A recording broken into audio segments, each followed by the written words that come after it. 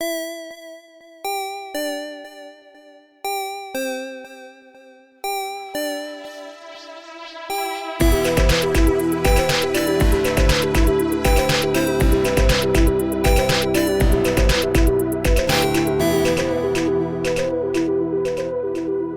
everybody, Rev here. I'm the host and GM of The Crit Show, and if you aren't familiar with us, we are an actual play podcast which plays Monster of the Week and other Powered by the Apocalypse games all in one dimension-hopping story. But I am actually here for a different purpose today. Evil Hat recently announced that they have a couple new games lined up for release in 2020, and I was able to sit down and chat with two of the creators of those games and hear about some of the mechanics, the playbooks, and just the things in general that make these games stand out. So sit back, relax, and take a few moments to learn about Girl by Moonlight and Thirsty Sword Lesbians. I am here with April Walsh, creator of one of Evil Hat Productions' newly announced games, Thirsty Sword Lesbians. Thank you for joining me. Thank you so much for having me. I'm very excited to talk about this. Could you tell us a little bit about what Thirsty Sword Lesbians is? Absolutely. Thirsty Sword Lesbians is a role-playing game where you are disaster lesbians with swords who are falling in love, having angst, and it's a game that can take place in any setting where hearts race and swords cross. And this is a Powered by the Apocalypse game, correct? Yes, Thirsty Sword Lesbians is based on the Powered by the Apocalypse engine. It has the same basic dice mechanic that distributes results between narrative upbeats and mixed beats and downbeats. And it has the playbook system. In this case, each of the playbooks, the different archetypes, are defined by a central emotional conflict. So for instance, the Trickster playbook is a character who craves emotional closeness, but they fear vulnerability. And they fear vulnerability to such an extent that they may literally wear a mask, but they have the deception powers, the disguises, and so on. They also have a mechanic called too many feelings, where if you bottle it up too much, you might wind up erupting. So there's a balance to be played that makes sure that your character, who really doesn't want to be vulnerable, has multiple reasons to, role-playing and mechanically. Could you give us some more examples of some of the other playbooks? Absolutely. So the Beast playbook is one of my favorites. The Beast is a character who lives outside of civilization, but there's a pressure for them to conform to civilized norms. So they are with the group in a place that considers itself civilized, and they have a feral track. And while they're at 0 feral, then they're blending in, they're accepted, but they can't use their beast powers. And the feral track moves depending on whether they are acting against their nature to go along with what civilization is demanding of them, or whether they are expressing emotion in a way that is unacceptable, or expressing themselves with some kind of visual display that is unacceptable. And when you are at 4 feral, you transform, and you might be a werewolf, you might be secretly a robot, but this is a playbook that's about pressures to assimilate versus self-expression. And it's a very queer playbook, and it's very fun. And I think that whatever your lived experience is, taking a turn walking in the beast's skin could be a really interesting experience depending on sort of what civilization is demanding of you. There's a playbook called The Seeker, which is oriented towards someone who comes from a toxic upbringing. And so they carry with them these commandments that are things like never show your weak emotions. And they can earn this kind of sad currency called tradition that you can spend on things like placating the authority that issued the commandments. Or you can reject those commandments forever and write your own convictions about what you truly believe. And then you can be a sort of melodrama hero where there are moves for what happens if you just shout your conviction at someone while you're in a tense situation. These are some of the ways that the playbooks focus on part of a character's emotional journey. And of course, like many PBTA systems, one of the options for advancement is to move into a new playbook. So you might have a character who started out as the trickster and wound up feeling comfortable with expressing themselves and not wearing the mask and being vulnerable, but now they are in a situation where the adoring fans of their talk show have decided that they have a destiny and are putting all this pressure on them, and they're going to take the Chosen playbook, which is all about social expectations versus what you personally really want for yourself. Just off the bat, I love, especially with the time of year that we're recording this, I love the Seeker because it reminds me of so many holiday meals that I have had over the last couple of years of various conversations and different mindsets around the table. And part of figuring out what the setting is and the context is for your Thirsty Sword Lesbian story is coming up with 2-ish toxic powers. So this is a game term. Something is a toxic power when it is in the world representing a sort of toxic desire, influence, value, agenda. So it could be a exploitative megacorporation. It could be a colonialist empire, but it can also be something internal to your character's social order. So it could be a cult that has taken root inside of an otherwise sort of wholesome society that your characters are in. And that society is also an important part of setting up the story. But the toxic powers are something that you either the game master will come up with it before the scenario, or you'll do it collaboratively. And then they are typically a constant source of inspiration for conflict external to the characters that's going to drive things forward. So with the playbooks that you've described so far, can you talk a little bit about what some of the basic player moves are? Because I imagine from hearing the playbook so far that they might not be standard things like kick some ass or, investigate a mystery or spout lore. Absolutely. So all of the basic moves are there to specifically focus on some aspect of this very interpersonal or emotional story that's happening. So there is the figure out a person move, but one of the conceits of this game is each playbook has a couple of additional questions that they can ask while figuring someone out if they are currently engaged in physical conflict. So the conceit is some truths of the heart are only visible when you cross blades. And each playbook can ask different questions. So the Scoundrel, who is one of the more questionable playbooks in terms of their values, really struggles with loyalty. The Scoundrel is constantly looking to the next horizon. And when they're crossing blades with someone, one of the questions they get to ask is, what would make you run away with me?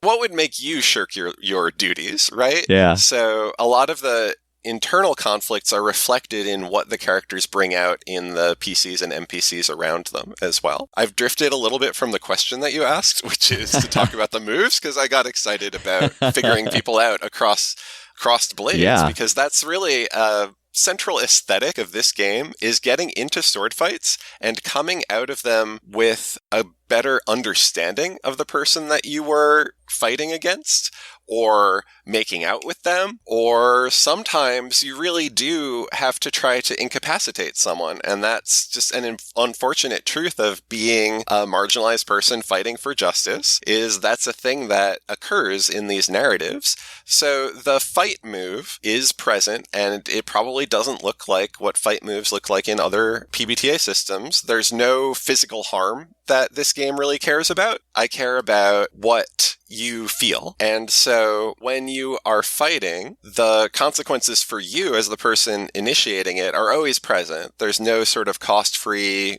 glorious moment of doing some fight at somebody. It's going to cost you something. That's often a condition. So for anyone who has played Masks, this is a really cool mechanic that the Masks team came up with that replaces any kind of physical harm track with these emotional conditions like angry or frightened or hopeless. And these are things that are difficult to deal with. And if you get too many of them, then that's a problem for you.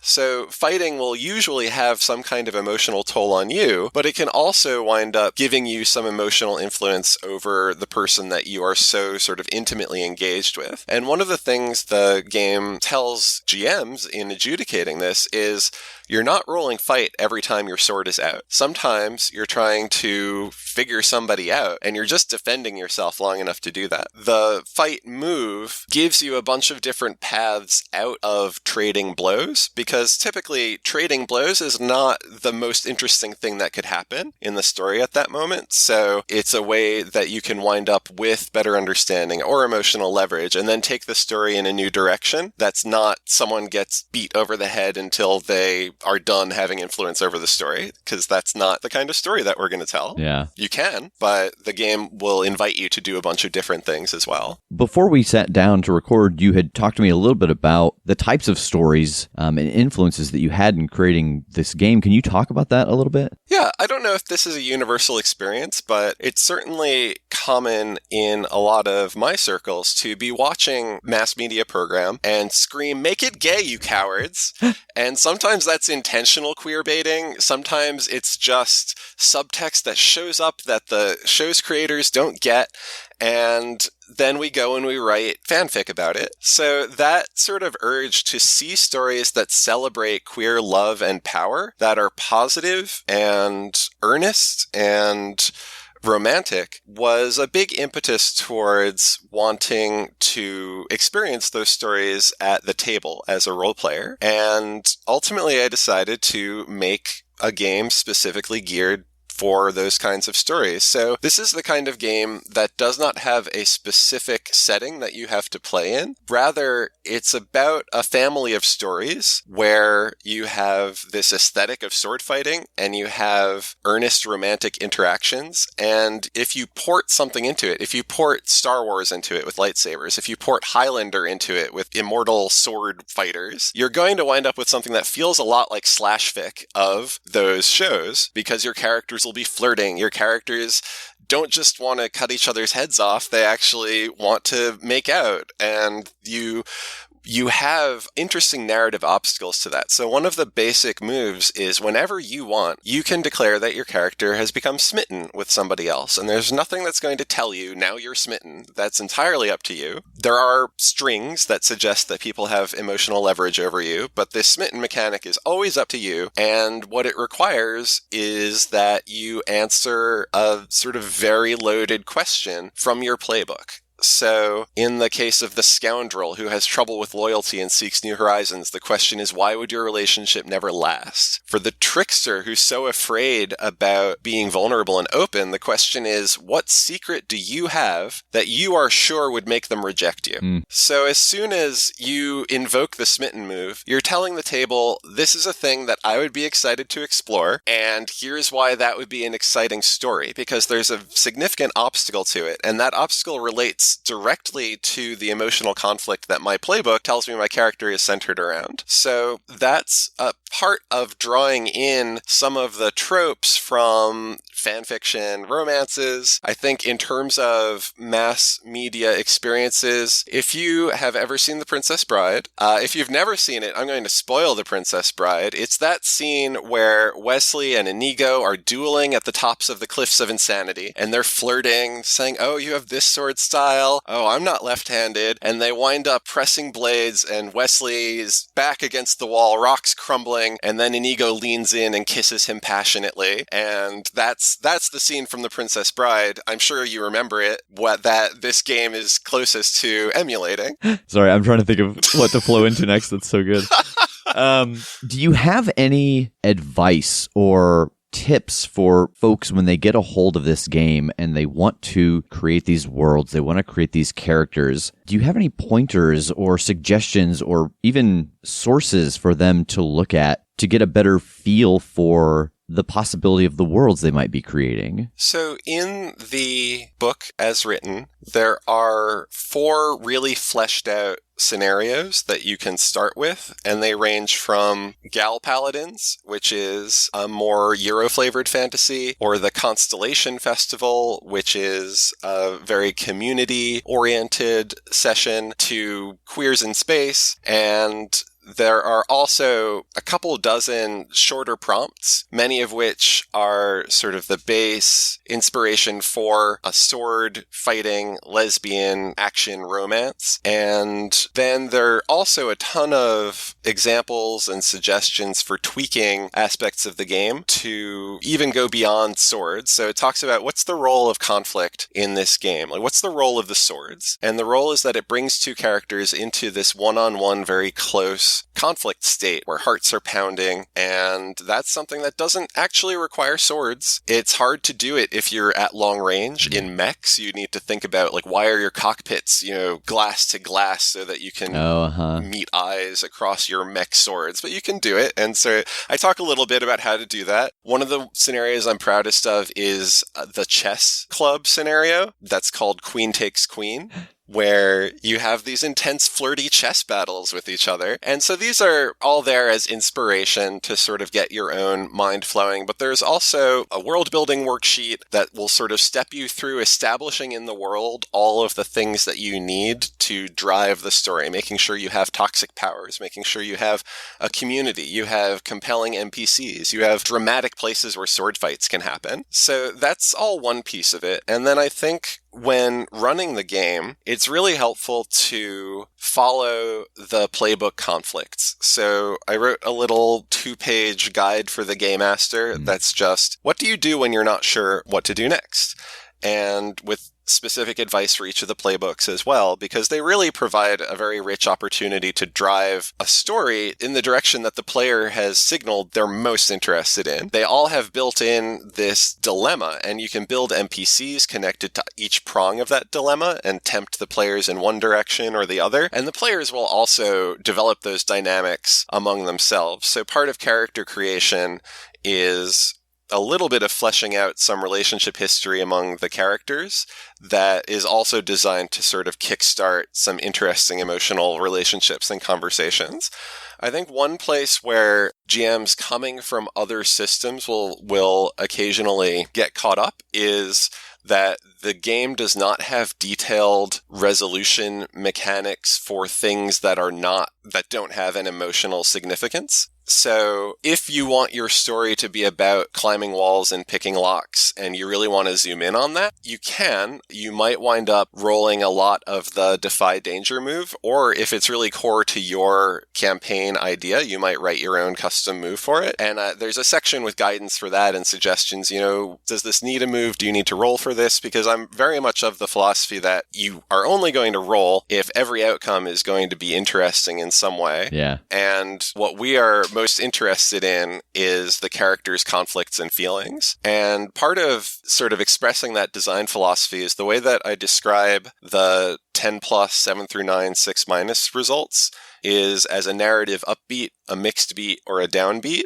I think the place where this is most important is if you roll a 6 or less, it does not mean the character has failed at what they tried to do. So if this were a game where you had to roll to kick down a door and you roll a 6 or less, it doesn't mean you stubbed your toe and you're standing in front of a door feeling sad. It means you kicked down the door and you burst in and your ex is there and it was a trap. And now the spider demons are shooting webs at you, whatever. And basically that advice to never let a 6 minus either stop the action, or there are cases where it doesn't make sense that the character is going to actually fail in that way, or that's not going to express who that character is. And it's better to have the character sort of procedurally succeed and then show how narratively that's going to have bad consequences, or even have an unrelated downbeat occur in the story that doesn't have to be causally linked to what they've done. And that's especially important in the emotional support move. So basically when you have these difficult conditions, you're angry, afraid, hopeless, insecure, etc., then there are two ways to recover from that. Similar to masks, you can either get support from another character, or you can go and do a destructive action. And the support that you get from another character has a chance of resulting in a narrative downbeat. So this move I'm going to get into the weeds a little bit on this mechanic, but this is a move where it would feel really bad to have a role-playing moment at the table where your characters really do connect, and then the dice tell you, no, you don't. Yeah. So that's not what the dice do. The dice might tell you that you're about to kiss or whatever, and then a spaceship bursts in through the window and starts laying waste to everything. Yeah. And then the other person's fiance shows up or whatever. But it's not going to tell you, no, actually, you don't have those feelings that were so fun to roleplay through. And in addition, there are a few moves where spending a string gets you extra significant bonus on the mechanic. Those are places where the connection between the characters is something that you can pull on to push towards a narrative upbeat there because you as the player want that to be what happens in the story. So this is part of a whole bunch of tools around the way that the game distributes narrative authority and ties into safety and consent topics as well. So on that idea of narrative authority, I'm sitting here thinking about even some of the scenarios that you've mentioned and, tracking a character through. You obviously have run this game a lot. You've seen some other people run the game as well. Like, is it difficult with these strong battles and strong emotions? Is it difficult to share the spotlight? How do you go about sharing the spotlight around the table? Yeah, that's an interesting question. There's a part of that is general, you moderating a conversation, but the game tries to help you to do that in a few different ways. So one way is that there are moves where the person initiating the move is not the only person who's going to make narrative contributions in the course of resolving the move. So for instance, if I'm trying to emotionally support you, I'm going to say what I'm doing. You're going to say if that's something that might be meaningful and whether you open up to me over it. And then if one of us is smitten with the other, that also affects the outcome. And you can choose to become smitten in the course of the move, and that'll affect the outcome.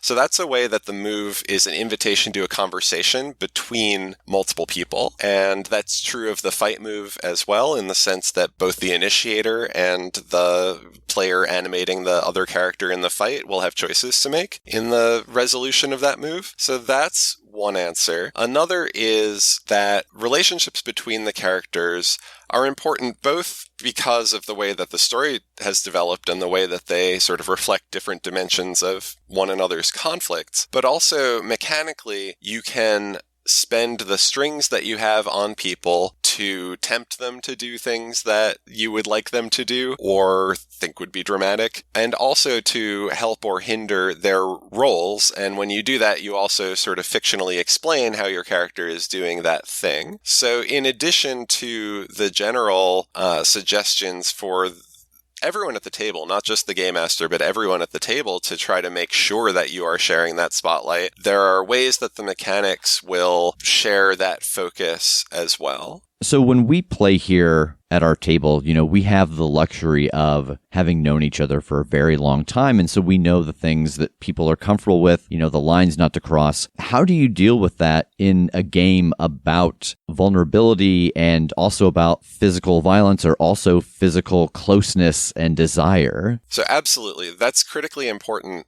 And when you're trying to tell a story about emotional issues, then you're only going to be able to do that if everyone at the table feels safe doing that. And if they don't, then they will not engage at that level and you won't be able to sort of tell those stories. So the game has a multi-pronged approach to protecting and honoring player consent and safety. So first of all, it's baked into the moves. There's no mechanic that's going to tell you actually your character does something. Actually, your character falls in love. That is always for you to decide. And there are mechanics that will tempt you. So you can have that experience of feeling a temptation to do something backed by a mechanical benefit, like you're going to get an XP if you go along with this very bad idea to take the blood princess up on her invitation to go off alone with her. But nothing is going to sort of mind control your characters. That's not an experience that the game is going to force on anybody. So that's one level, is how much autonomy the game preserves for each person. Second, there is a sort of toolkit of explicit safety tools that are provided, along with a default of there's not going to be any uncritical portrayal of oppression or toxic behavior. So as a default, if there is homophobia in this game. It's clear in the narrative that that's bad, and we're going to be working against it. And it's also an entirely valid choice to say, actually, I don't want that in my game at all, either ever or today. Like, I don't feel up to dealing with that today. I don't want to be reminded of it, even in a critical way. And so the script that the game provides by default for setting up expectations around content and safety tries to set that norm that we're all looking out for each other. And that's a third prong beyond whatever, the words are in the book. There are no words on a page that can substitute for having empathy for one another and understanding that these topics can be difficult to address, and we're going to look out for each other, and that everyone's well-being at the table is a lot more important than the telling a compelling story or being true to your character. And so that social norm is something that I try to reinforce in the scripts and the examples and the options that are presented by the moves.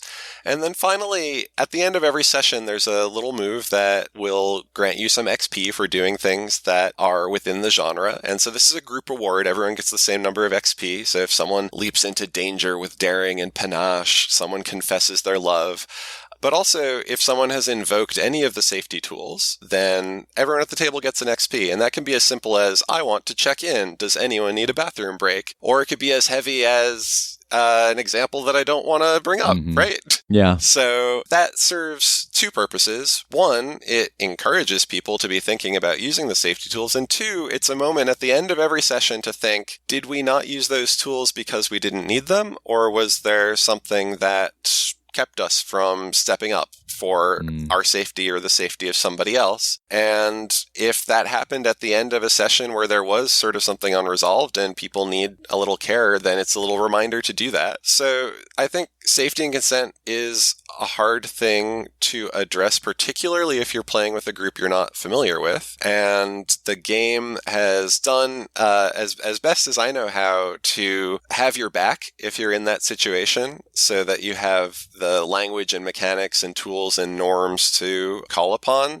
and hopefully to educate folks who are facilitating the game so that they'll have your back too. So where should folks go if they want to learn more and keep an eye out on the status of Thirsty Sword Lesbians? If you go to gayspaceship.com, you can check out my publishing imprint, Gay Spaceship Games.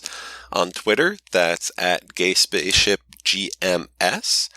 And you can also visit swordlesbians.com to check out the landing page for the game. Evil Hat Productions will be publishing the game. It will be a physical book. Right now, we are in a playtest phase, and you can apply to join the playtest on Evil Hat's website. Yeah, so as that gets closer, we'll have to make sure to find a way to have you come back and either just remind us some things or, maybe play a game with us or something. I would love that. I would love to run a Thirsty Sword Lesbians game for all of you. Excellent. Well, thank you again so much for joining us, April, and we look forward to crossing swords. Absolutely. Have a great new year. You as well.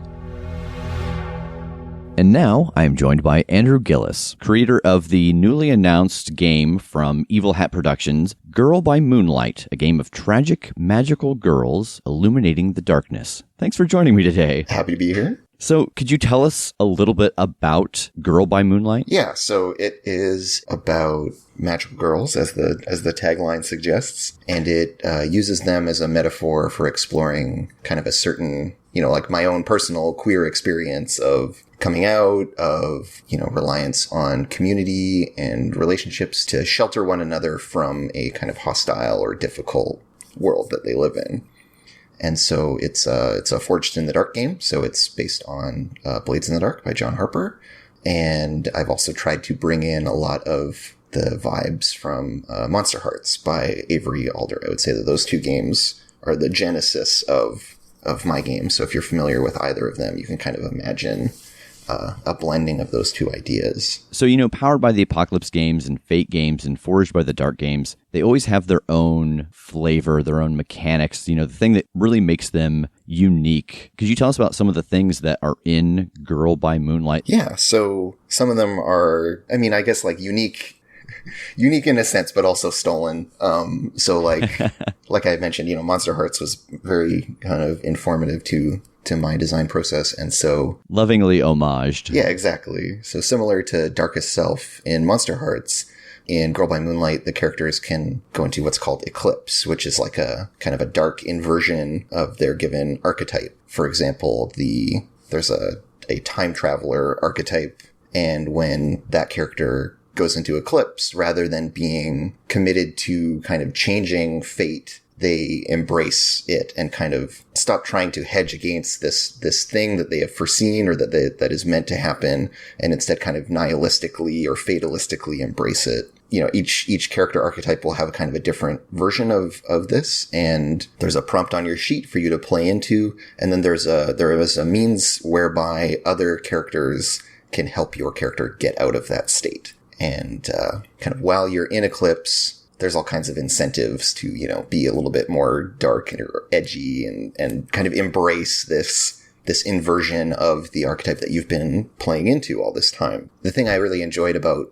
my own experiences of playing Monster Hearts is that it's fun to both kind of play within the bounds and then occasionally get an opportunity to really just run wild and do a bunch of stuff that's, contrary to your own interests, contrary to how your character is kind of meant to behave or expected to be. And I think that really is reflective of this idea of growing pains, or of kind of the difficulty of becoming something else than what you are. That occasionally we all feel this need to kind of lash out or kind of cry against these expectations that we're putting on ourselves, or these difficult things that we're going through, and just to kind of tear things up or misbehave. We all have that urge. And so it's nice that the game can kind of give you permission to do that and give you some tools to help you do that in a way that is fun and fulfilling, and also has a end cap to it. So you can't just, totally tear everything down. There's a limiter on there that's built in, and an opportunity to kind of,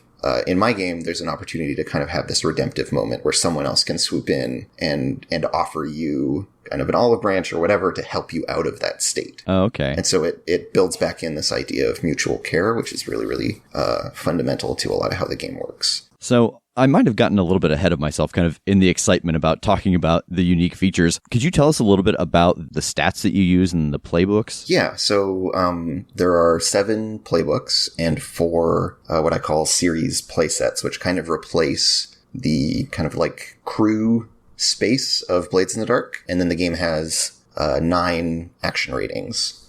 And so the actions are confess, forgive, perceive, express, defy, empathize, conceal, flow, and analyze. So in games like Blades in the Dark and in a lot of more kind of traditional role-playing games, we really spend a lot of time talking about a tactical battlefield. We need to know these kind of details of the space we're in as it is useful for, fighting or doing action sequences, that kind of thing. In Girl by Moonlight, there's much more of an emphasis on an emotional landscape.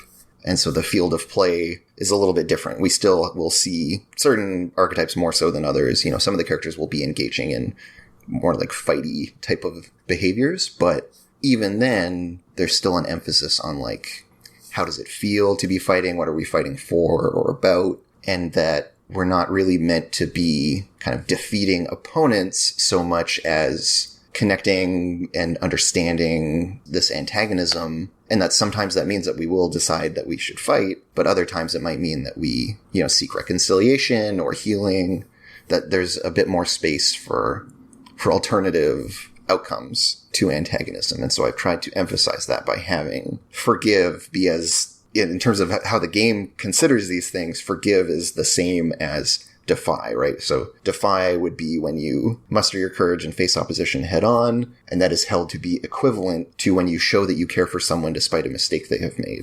So instead of, you have a creature who was born by an accident that they caused, instead of going and tracking them down and fighting them, you might find them and discover that what they need is for someone to understand what happened, and to just give them forgiveness might be the way to not even defeat, but I guess defeat still technically that enemy. Yeah. And so that the threat of oh yeah, there's this monster and it's, steals kids from the local high school or whatever.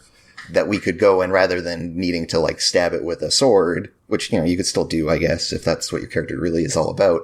But there is room to say like, oh, this monster, this supposed monster is hurting and is has essentially a human heart that we can connect with. And so, you know, we can talk about like, why is this monster taking kids from the local high school and what injury has been done to this person or this being that has caused them to behave this way, and how can we reconcile ourselves with this thing or change it, mend its heart, that kind of stuff. So you had said that, you know, some of the playbooks might be more fighty, some might not.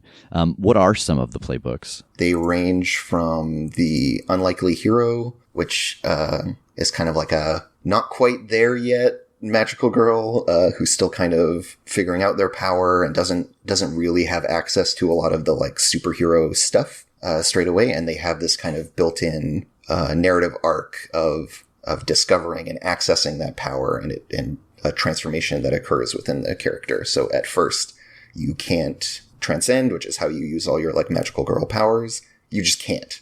Everyone else can, and your character can't. And at some point in some clutch moment where only you can save someone, your power kind of manifests and kicks on, and then you switch over to this other mode and remain a little bit like unsteady on your feet, but you have this power now. And so their arc and their kind of archetype is kind of innately hopeful and a little bit naive, and a lot of the kind of stuff that they get in their sheet reflects that. So I would say that they're very much at the forefront of this idea of like understanding and forgiving and trying to heal or mend, in part because they like can't fight effectively at first. Yeah. But also because, you know, that's still important. And when they do finally get their powers, it's probably more likely to be in that restorative vein just because of the place that they start out at and the different perspective that they'll have. And they're kind of meant to be in contrast to characters like, let's see, who's probably the most fighty? I would expect it would be the Outsider. And the Outsider is built on this idea of having a rival. And a really fun pairing would be for their rival to be the Unlikely Hero. I really like playing that way. Oh, okay. So like a rival within the team. Yeah. Okay. Pretty much all of your special abilities point at this rival and interact with them in some way. So it's about like, you know, like you can always know where they are. You can like appear suddenly wherever they are and like help them out just to kind of show them up. And the game does not require that it make much sense necessarily, but because you know, you're rivals. So of course you're there, right? Like your archetype kind of demands access to that person. And so you get it all the time, which is really fun. And so the Outsider also carries some options around being like a former baddie. And so they get to have access to speaking with or engaging with the antagonism in a different way, because they kind of used to be one of them and have switched sides is kind of one of the ways you can play it. And so depending on which angle you take with them, you know, they can be this kind of like brash, maybe even arrogant character who's always trying to like outdo one of the other protagonists. And you get to decide kind of what those reasonings are, but they are geared more towards direct opposition on account of that brash nature, right? Of just being like, oh, why are you trying to like talk to this thing? What's wrong, you dummy? Like, I'll show you what needs to happen is this. And you go and like punch the thing or whatever, because that's just who you are. But there's also room for doing that and having that lead to or be a setup for that other softer approach. It's not necessarily so that this character is trying to like, you know, beat down the monster's hit points and then someone else is trying to like talk to it and that operates on a different mechanical plane or whatever. These things all can serve each other. So like my Outsider, who is rivals to this Unlikely Hero, we have this argument about how we should solve things. I go off and try to beat it up, but that action can still set up ultimately the Unlikely Hero forgiving this creature or whatever, right? Like through me fighting with it, we see this other side of it, and then someone else swoops in to kind of finish it with this different approach. So despite being a rival, the Outsider is always still part of the team and is still helping out. It's just that their approach is probably very different than a lot of the other characters, and then their motivations are different. But ultimately, we all are still on the same team. And that's really, really another thing that's very fundamental to the game, is that the characters are always, at the end of the day, a functional team. Even the Outsider, who is in it for a lot of the wrong reasons, is going to contribute to the cause. And so there are a bunch of other archetypes that range through, you know, various tropes that we would recognize from magical girl fiction. So like there's the Enigma, who is the tuxedo mask playbook. You're aloof, mysterious, you swoop in at the last moment to save the day, and no one knows that their friend so-and-so is also this, mysterious masked hero.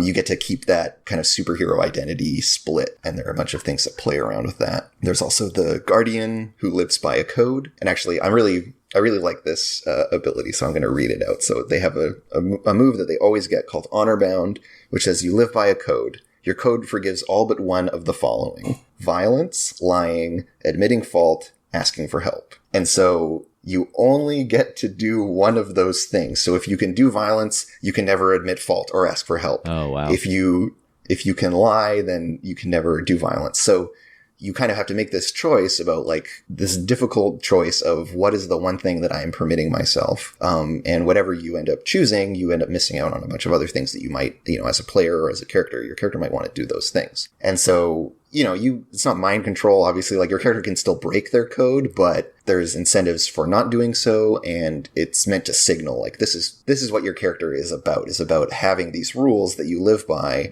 and the complexity of trying to get other people to do that as well. And, that it's often not possible to do the right thing and still honor your rigid code that you live by. And it doesn't get to change. You're kind of locked in and committed because that's how those kinds of things work. So in addition to that, there's the Harmony, who is based on Garnet from Steven Universe, so they're an embodied relationship.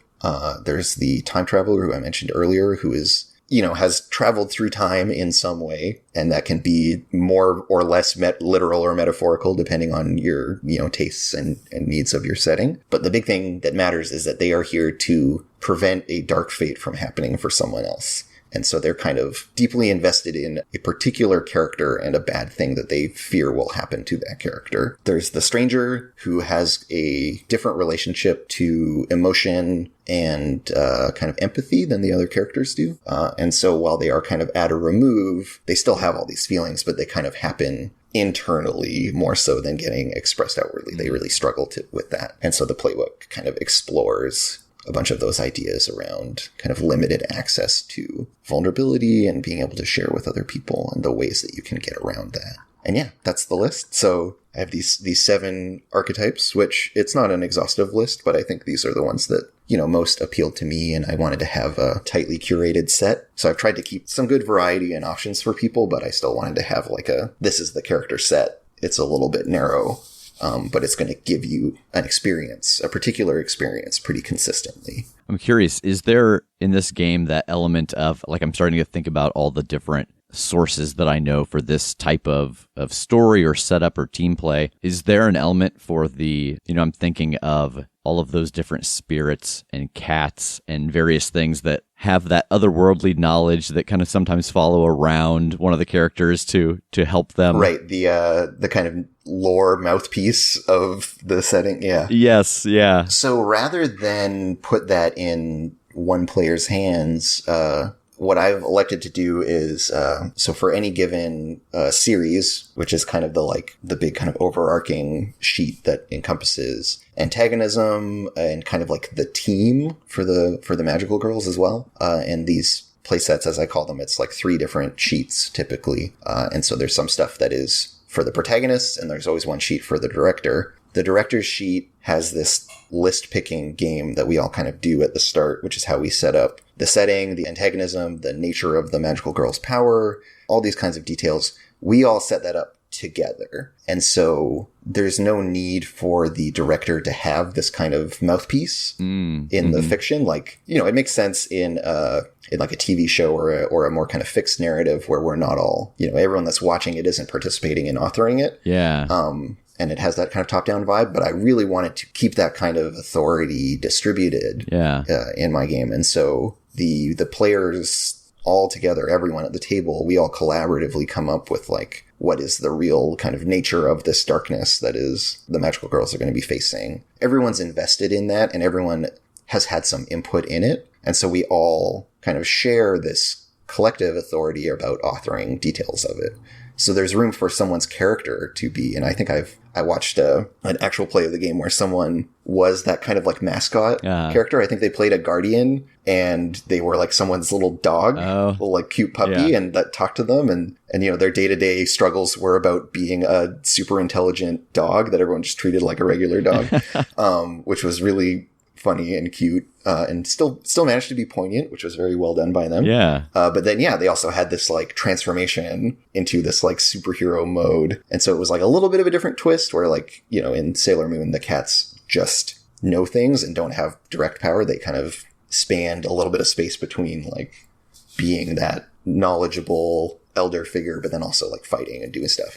But still, someone actually played that character. And it was great. It totally worked. And there's room for, like, if you as a player don't necessarily know the answer, but your character should, there are ways for you to, by, like, gathering information and some of the other mechanics in the game, you can position yourself to have your character speak with authority. So, there's much more of an emphasis on, you know, to finally answer your question, there's much more of an emphasis on us collectively establishing those details rather than kind of one person needing to carry all of that load.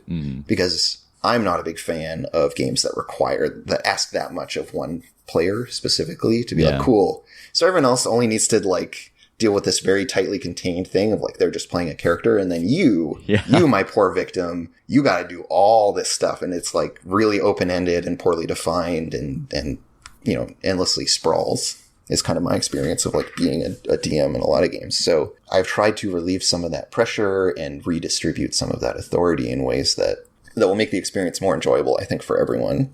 The experience for the protagonists to be able to, by building their own antagonism, but not getting to embody it, they're really invested in the thing that they're contending with, and you're guaranteed to kind of hit the mark in terms of like, is my villain cool and compelling for the characters? And the answer is yes, of course it is, because you all together made it, and it's, you know what it's about. It's all the characters are built following the establishment of the antagonism.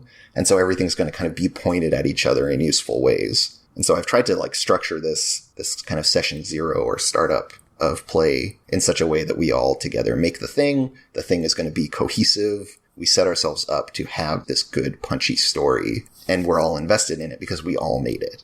It's not like one person brought all this prep, and then it's doomed to either disappoint themselves or their player, you know, the other players. So you talk about the idea of, you know, everybody, we sit around together and we answer some core questions, and that helps design the world. But you also mentioned earlier that you have some settings to put games in. Could you talk about those a little bit? Yeah. So there are 4 different series.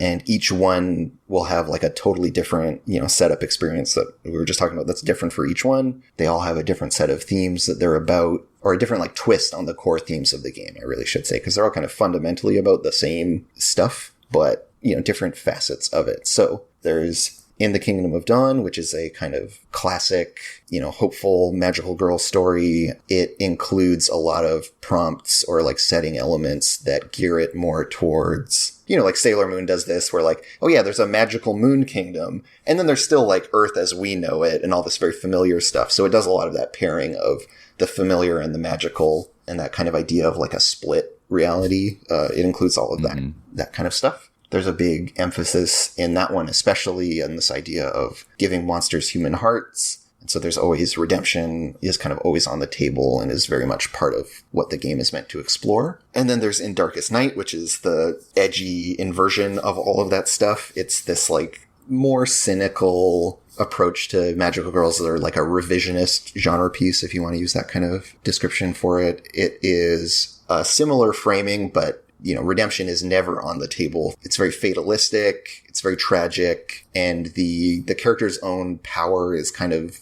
like complicit in all of the darkness that is occurring rather than kind of fighting to redeem, you know, these twisted or broken people. Instead, the magical girl crew like hunts and consumes the powers of dark entities. And that's what like fuels them. And essentially the core thing in that series is about playing into this kind of inevitable tragic undoing that we all kind of know about in advance, and we're all putting our little dramatic irony hats on, and we as players are playing with much more information than the characters have about how badly things are going to go for them. And we take an interest in seeing what does their fall look like, or do they somehow manage to like eke out this almost impossible kind of escape from this doomed fate. So for people who are really, fans of Madoka, this is the playset for you. Mm-hmm. It's going to give you that whole experience. Those moments of brightness that you can find in an inevitable sunset. In the absolute darkest, yeah. And it does include this idea that, like, there is this little sliver of maybe it's going to be okay that always is there at the very distance. You can see it, and, like, maybe, just maybe, you'll get that. And very likely you won't. Yeah. But the characters certainly believe very strongly in that hope and are struggling towards it and fighting for it, which I think is really beautiful. And I really like that kind of play. So I wanted to make something that could support and enable and kind of indulge in that stuff. Yeah, there's something very touching about, a world where you have very little hope and you have this group of characters who are fighting against all odds. There's something that kind of gets me about that compared to a world where everything is a little nicer and a little more hopeful, and they're trying to stop the coming darkness. I love people who are fighting against the darkness that is already here. Yeah, it's very much the stakes are super, super high and the costs are very severe. Yeah. It's just like this really exaggerated, very punchy kind of narrative. The remaining two, there's On a Sea of Stars, which is magical girls piloting giant robots fighting the Leviathans who have come to destroy the last remnants of humanity. And so it's inspired by Die Buster and a couple other kind of weird niche shows that work within that space of combining, giant robots, in this case, giant emotional robots called engines, and then these, what's the word, kaiju kind of analogs in the Leviathans. My mind just kept going to Uchu Kaiju, which is space monster, which is my favorite subcategory of that. But yeah, so there is this, last bastion of humanity that the crew is kind of fighting to protect. But in the course of surviving against this extinction level threat, humanity kind of has become a monster, or has created these institutions that are monstrous in order to survive. And so the big central tension in On a Sea of Stars is that the characters are kind of caught between two different types of monsters. There's the kind of very literal, they're giant alien space squid things that have come to just destroy the planet for some reason that we don't understand. There's that kind of monstrousness. And then there's, humanity in this like perpetual state of war that is, ruled or governed by these very authoritarian institutions that feel that they have that the ends justify the means for them, so that they'll do anything to survive, even if that means doing horrible things to people. And like the cost of survival can be so great in these situations that it twists that kind of noble intent of trying to, live or save people and makes it monstrous. So that's the big thing at the root of that game, which I think is really fun to explore. And is, it'll be familiar to people who are fans of that genre. I think like, Pacific Rim did a great job of talking about that kind of stuff of like, cool, you're fighting to save humanity, but like, is humanity worth saving? What is humanity like in these situations? And seeing both the light and dark sides of it, I think is neat to explore. And lastly, there is In a Maze of Dreams, which is inspired by a bunch of the work of Satoshi Kon. So like Paprika being kind of the key point of inspiration, as well as the Persona series of video games. And In a Maze of Dreams has kind of the magical girl crew tangled up in a dark conspiracy. And the conspiracy is both a organization in the way that we might expect one to be, but then also is kind of this like virus of human thought, this mimetic virus.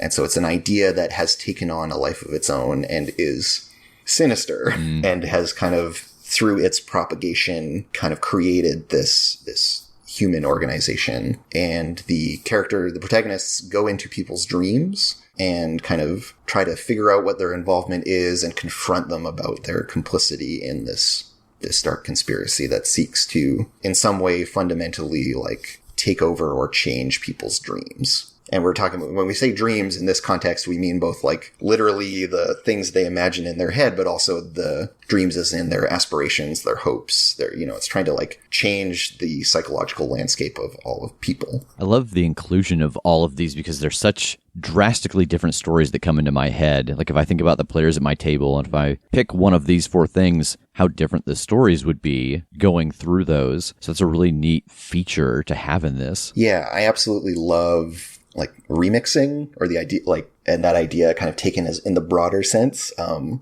I think it's really fun to see people take the same kind of pieces. So like I give you, this list of prompts for each series that covers, the antagonism, the setting, etc. And to give people to give different groups of people these lists and see what comes out of that, right? Like, oh yeah, you guys chose that the conspiracy is a single dream that plagues the world. And like my table did that too, but for ours, it was this thing and our story went this way. But with you, it was this other thing. It went this other direction. And oh, isn't that neat? Because we both share this kind of kernel at the root of the thing of like, okay, we took this prompt, a single dream that plagues the world. What can you spin out of that? And everyone's always going to make something different. And it's really, really fun. Because I remember, playing Apocalypse World, every time there's always a Rolf ball or whatever, right? Like it's fun to share those stories about like, oh yeah, what was Dremmer like in your game versus what was Dremmer in my game. And to have that shared piece to act as a link between my table and yours, I think is really, really fruitful and really fun to see. So I really wanted to have something like that in my game. I think it's really fun to share those things across different tables and all that kind of stuff. So we've talked about the mechanics of the game and some of the playbooks, but I want to talk about the types of stories that you built this to tell. Before we had a chance to sit down and do this interview, I was going through Twitter and I came across your Twitter feed and I was just kind of reading through some of the things, and you had posted some excerpts from your player guides in the book. Mm-hmm. There were things like seeing things through the queer lens and revealing your inner worlds. And I had a chance to read through those. And first, they're really beautifully written. And it's not I don't want to say game mechanic, but it's not a tool that I have been given in other games so far.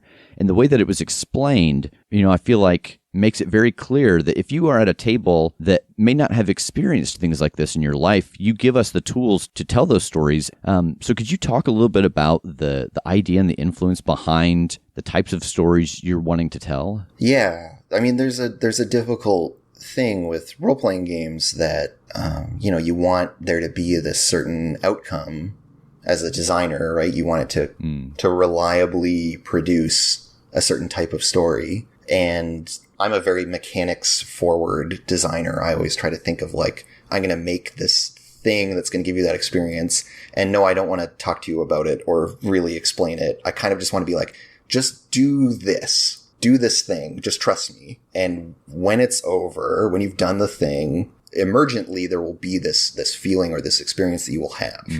And I part of it is like, I don't want to spoil that. I want to let you come to some of these conclusions yourself. But what I have, in terms of like watching people play games a lot and really reflecting on like how people engage with them, I've also seen that people tend to bring a lot of their own stuff to games. It's very rare that people are willing to just kind of put themselves fully, if we imagine this is like a trust game, right? Like they're not going to just fall blindly into the waiting arms of my game. Yeah. A lot of people, have things that they're excited about, which, fair enough. And they want to like, oh yeah, I really want to do this kind of thing. And I've got this game and I think it'll work for it. Like, here we go. It's very rare that people come as just like a blank slate. Like, I'm just going to play this game. I have zero expectations. It's very unusual. And so a big thing that I needed to add to my kind of writing or to like bring people into the game is stuff like these agenda items that are really meant to, both be helpful, but also help kind of structure people's expectations. And be like, cool, this is the kind of experience that you're going to sit down and have. And again, I still don't want to like I don't want to just tell you everything you're about to feel. And ultimately I can't, just because of the nature of the thing. But to kind of like set people up to more successfully end up in that place that I want them to end up. And, it's kind of unfair to just send people in blind a lot of the time, as much as I have that instinct as the designer, just be like, no, just trust me. Just don't talk. Just do the thing. And so these were kind of written with that in mind. And I've tried to make them, evocative. And I've spent a lot of time with my editor kind of going over them and polishing them to get them so that they kind of sing and are concise and really inspire people to want to have that experience that I, think that my mechanics can deliver on to get people excited about this thing that I'm excited about. Yeah, and I will say that it shows that a lot of care was put into it, just the way that it's written. I mean, it can't be 5 or 6 lines, and it really tells you something about the world. Specifically with the see-through queer lens item, it was also really important to me, since I'm kind of directly addressing the game's politics, to do that in a way that was both correct and clear, that anyone, regardless of their level of familiarity, could kind of read it and get what the game is about, but also that would not talk down to anyone. Like, if you were really familiar with that stuff, it wouldn't be like a 101 level thing that made you feel like a child as it explained it to you. So a lot of care went into that, and, like, I'm going to write it and be happy with it now, and then like 2 years from now, I'll probably look back at it and be like, oh, that's showing its age already, just by the nature of those kinds of things. And so again, trying to write it in a way where that would be less of a problem, and it was a little bit more open-ended and able to kind of flex and adjust to different contexts and different times and all that kind of stuff. It was a tricky thing. I'd be happy to read it and then talk about it a little more. Yeah, please. So, it reads, queer content enriches the experience of play and is fundamental to the themes and mechanisms of this game. The protagonists are uncertain and fluid in their identities and defy cultural monoliths of gender and relationships. Their journey includes a search for personal truths alongside their other goals. Antagonism will echo these themes as well, showing tragic outcomes of the same journey or dysfunctional, selfish reflections of the ideals the protagonists are pursuing. Look for ways to reframe the stakes and possible outcomes of conflict to include mending, care, and connection. Humanize and embrace the other, reject binaries, and explore more complicated answers to questions of identity, love, and community. And so, this touches on some of the stuff we were talking about prior with the character playbooks, right? Like the unlikely hero leans into this stuff in a bunch of ways, and the other playbooks do, but they're all exploring kind of different facets of this. So all of the different character archetypes play into this. All of the antagonism in the game does as well, which I think is really important. So it's not just that we see the kind of wish fulfillment, embodiment, aspect in the protagonists, but also that the director has this principle applies to them as well. And they are, through their play and through their expression, working towards the same goal. When they show antagonism, it shouldn't just be like, oh yeah, this person is bad, they're super bad, they twirl their mustache, they tie you to the train tracks, they're that kind of person. It's like, they'll have a reason for doing what they're doing, and it's going to be a reasoning that is probably familiar to or relatable for the protagonists. They're going to be, as it says, like a dark inversion or a dysfunctional, selfish reflection of the ideals that the protagonists have. So that might be someone who had that same kind of formative experience, but it sent them in this totally different direction of like, oh, what I need to do is like close off and never trust anyone and just carve out my own space. I think we've all kind of seen this in fiction and, in our own lives. We'll see people who have, like, oh, you grew up in the same town as I did and were treated the same way, and you turned out totally different than I did. And why would that be? And so the game invites you to consider the kind of humanity of the other or the adversary, and for the characters in the fiction to actively embrace that and explore that as well. It's not just that we as players, through the kind of narration at the back end, see like, oh yeah, it was super sad, or like, oh, how tragic that person really was like nice all along. The characters should see that and should understand that and engage with that more directly. It's not just like, oh, the villain, we killed the villain, and then in their speech as they're dying, right? Like, it's not just that. It's that the act of wrestling with them is going to be an exploration of their character as well as your own. So for those folks who are listening who want to get involved, you right now are doing open beta. How can people get involved with the open beta? So through the Evil Hat webpage, there is a sign-up form, and that'll get you the PDF of the rules and all of the play materials. And then it will also ask you to, when you're done, to fill out a survey. And because this is kind of the beta stage, and also I have a background in games testing, and so I'm very, like, testing is a big deal for me, and I feel a certain need for rigor around it. And so this stage of testing, which I have reached, is now the kind of more high level, like, I need a bunch of people to play the game and to get kind of broad sweeping feedback through a form that I can have some data around. I need some trends and some graphs and some pie charts and stuff at this stage. And so the hope is to have a lot of people banging on the game, see where they bounce off of it, see what they have trouble with, see where it's clear, where it isn't, all that kind of stuff. And so I invite your listeners and everyone else to take a swing at my game, see how it plays, and then let me know through this form so that I can make those kind of last fine-tuning adjustments and make it so that the game is comprehensible, approachable for as many people as possible, that kind of thing, which is very important to me, that it not just be, super niche and that it exclude people. I want a wide range of people to be able to play this game and to have this experience, which I think it's really important, whether it's a familiar experience and it can be kind of cathartic, or if it's, a new experience to you and you get to explore these ideas that maybe you wouldn't have had an opportunity to otherwise. I think both are great. When does the beta go until? So it wraps up at the beginning of February. Okay. So basically like the month of January plus the little bit of time still in December. And that's when you'll still have access to the thing. If your game runs a little longer and you send me the feedback later, that's fine too. All right. Well, thank you for joining us today, Andrew, and telling us about Girl by Moonlight. That's great. Thanks for having me. So hopefully you enjoyed learning some about Thirsty Sword Lesbians and Girl by Moonlight. I know that we are very excited to play these games. So again, you can head over to evilhat.com to find out more about these games and how to get involved in their open beta. We'll see you next week.